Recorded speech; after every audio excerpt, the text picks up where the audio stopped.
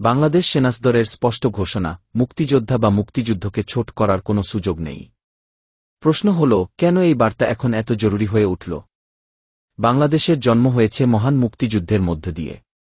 আর এই ইতিহাস, এই আত্মত্যাগ, এই গৌরব, এটাই আমাদের রাষ্ট্রের ভিত্তি।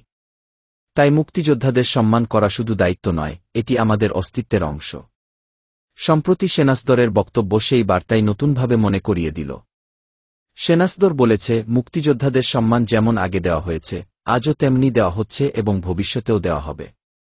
কোনো মব বা জনতার উচ্ছ্বাসের নামে মুক্তিযোদ্ধাদের অপমান করার সুযোগ নেই। এই বক্তব্য আসলে মুক্তিযোদ্ধাদের মর্যাদা রক্ষায় একটি প্রতিশ্রুতি। সেনাবাহিনী বারবারই বলেছে, মুক্তিযুদ্ধের গৌরব কোনোভাবেই কলুষিত হতে দেওয়া যাবে না। মুক্তিযোদ্ধারা তাদের জীবন দিয়ে আমাদের স্বাধীনতা এনে দিয়েছেন। তাদের প্রতি সম্মান কমানো মানেই নিজেদের ইতিহাসকে অস্বীকার করা। তাই সেনাসদরের এই বার্তা পুরো জাতির জন্য এক ধরনের সতর্কবার্তাও বটে।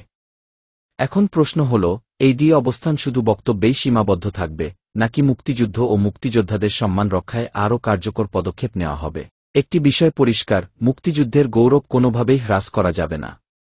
সেনাসদরের ভাষায়, কোনো মব, কোনো শক্তি, কোনো প্রচেষ্টা কখনোই মুক্তিযোদ্ধাদের ছোট করতে পারবে না।